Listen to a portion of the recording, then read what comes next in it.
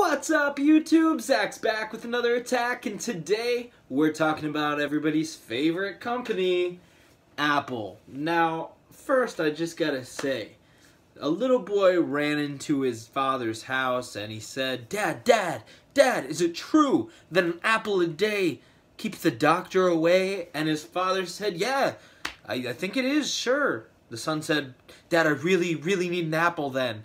His dad says, why, boy, why? And the son goes, I just broke the doctor's window. If you like darkness and hanging with Heartless, then you are not Sora, but you may be looking for a channel to watch. Zach to the future. Alright, YouTube, so new year, new me, you know, we're gonna try and keep up this schedule Monday through Friday with some Thursday live streams.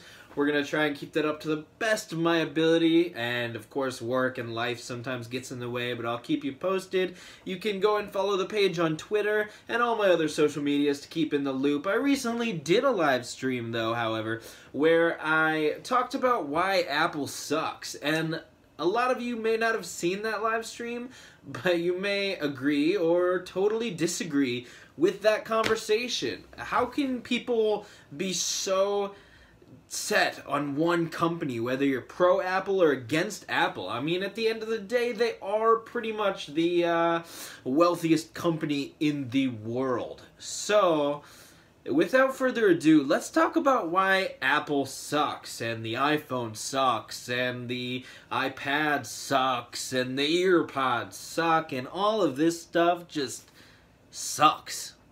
Now, you gotta know, I'm playing devil's advocate a bit here. Full disclosure, I'm recording this on an iPhone right now, and I have a old iPhone 6 right here, and I gotta say, you can see it's very cracked. There's pieces missing. When I use this phone, I get chunks in my fingers. And it cuts me. It's not effective. Why is this all cracked, you may ask? Well, because Apple charges exuberant prices to repair phones. You can go to other people, but of course that automatically voids any warranty. You might not get the right parts, and you know, Apple stores aren't close to you most of the time. So that's another problem. First off, you gotta pay so much for repairs when things happen to your phone. This started out as a little crack, and it grew until whole pieces of the glass are missing. Luckily, the LCD still works, so it still works fine. Once that stops working, I guess I'll have to figure something else out. But the nearest Apple store is over 2 hours away, so I also can't just drive there on a whim. 2 hours to get an old phone fixed? It doesn't work like that. And the new iPhone 10s cost $300 to get their screens fixed, I'm pretty sure. And I know last time I got the screen fixed on that phone, it was like $160 outside of warranty. And the costs add up and up and up. And that's not including the initial cost of the phone, because Apple phones are not the cheapest in the first place. You gotta admit, Apple's not the cheapest. A common argument that I hear is that Apple's not the cheapest, they're just the best. Or Apple doesn't do it first, they just do it the best. And sometimes I can agree with that, other times not so much. Sometimes their things are just a bit overpriced. The iPhone 10 cost about $350 to produce, and they sell it for $1,000 starting price. Now, when you're selling millions and millions of these things at $350 to make and $1,000 people buying them, now you're just making so much money that it's ridiculous, and they don't have to cost that much. Of course, there's marketing, there's development costs, you gotta hire people and things like that, and the cost goes towards improving the next phone.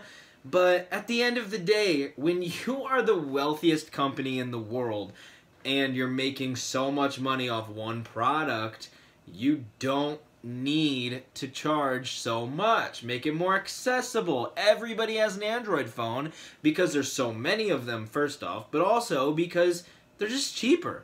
When parents buy their kid a phone, are they going to go for the $1,000 phone or the $700 phone? Probably the $700 phone. And Apple could easily be the phone that every single person has if they were the cheapest and essentially the best. But that's where my next problem comes in. They're not necessarily always the best. If you like customization, Apple sucks. Android has all of the customization. You can say what you want about the Pixel. I think it sucks. But the Pixel has that authentic Google layout. They've got all of the skin that is true to Google, and if that's your thing, that's cool. I know that the Samsung skin throws a lot of people off and they don't like that, but you can take a Galaxy phone and make it look and work exactly like a Pixel. You can't do that with iPhones. Without jailbreaking anyway, and that's another point. You jailbreak iPhones, not only does that void your warranty, but it also becomes harder and harder as the iOS versions increase. Some apps make it so that if your phone's jailbroken, you can't even use them, including Pokemon Go, which was a huge phenomenon last year. And, well, I guess it's 2 years ago now, because it's now 2018. So, Happy New Year, guys. But when apps that are major like that don't let you use jailbroken phones, but the only way to do certain things on an iPhone is to have it jailbroken, you get in this tug of war that's not fun to be on the losing side of. And another thing is that Apple will announce products and then either they will be delayed, which several products have been, most recently the HomePod, and then they will also announce products or release products and then you can't get them. The iPhone X was very, very limited supply.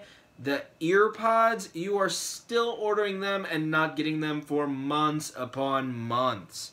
That's just crazy to me.